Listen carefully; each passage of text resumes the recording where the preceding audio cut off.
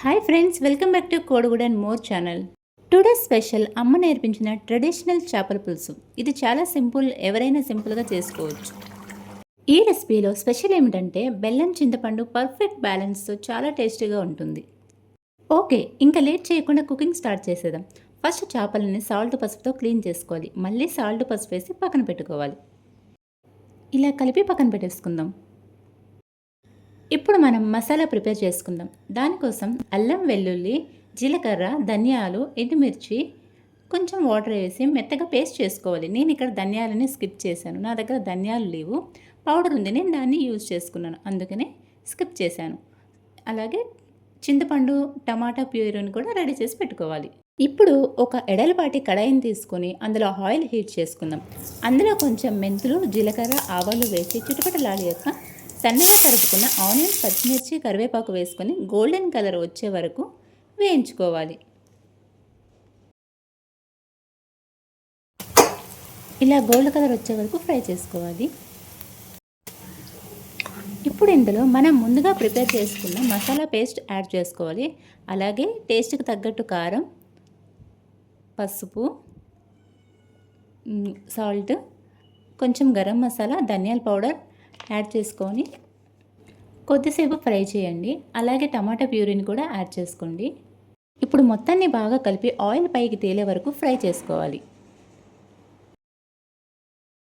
2 minutes cap పెట్టేసి fry చేసుకోవాలి.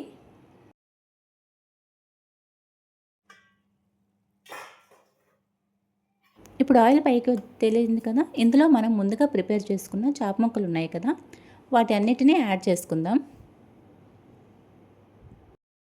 అన్ని ముక్కలు ఇలా యాడ్ చేసుకున్నాక ఒక 2 నిమిషాలు మసాలాతో పాటు ఉడకనివ్వండి. చేప ముక్కల్ని చాలా టేస్టీగా ఉంటుంది ఇలా చేయడం వల్ల. ఒక 2 నిమిషాలు లీవ్ చేయండి ఇంకా అలానే. ఆఫ్టర్ 2 మినిట్స్ మీరు తిప్పుకోగలిగితే ముక్కలను తిప్పుకోండి, లేదంటే అలానే మనం ముందుగా ప్రిపేర్ చేసి పెట్టుకున్న చింతపండు గుజ్జుని అయితే వేసేసుకుందాం ఇందులో.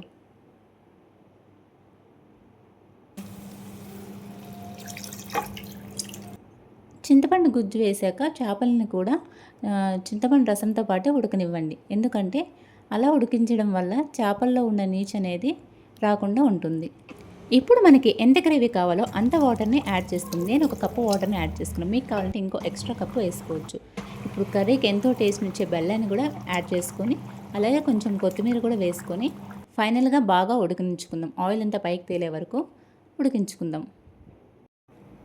ఇలా బాగా ఉడికాక చూసారా ఆయిల్ అంతా ఎలా పైకి తేలిందో, అలా బాగా ఉడికాక ఇలాంటి టైంలోనే మనం సాల్ట్, ఉప్పు ఏమైనా సరిపోయిందా లేదా చెక్ చేసుకొని, ఏమైనా సరిపోకపోతే ఎక్స్ట్రాగా యాడ్ చేసుకోవచ్చు. యాడ్ చేసుకుని ఇంకో 2 మినిట్స్ బాగా కుక్ చేసుకుంటే సరిపోతుంది. చేప ముక్కలనే బాగా ఉడికాయి. అలాగే దించే ముందు కొంచెం కొత్తిమీరతో సర్వ్ చేసుకుంటే చాలా టేస్టీగా ఉంటుంది. ఈ చేపల పులుసు వండిన తినే కంటే ఒక 1-2 అవర్స్ తర్వాత తింటేనే చాలా టేస్టీగా ఉంటుంది. ఫైనల్గా మీరు కూడా ఈ సండే ట్రై చేసి ఎలా ఉందో కామెంట్ చేయండి. మా ఛానల్కి సపోర్ట్ చేయండి. ప్లీజ్ సబ్స్క్రైబ్ చేసి లైక్ చేయండి. Thank you so much for watching.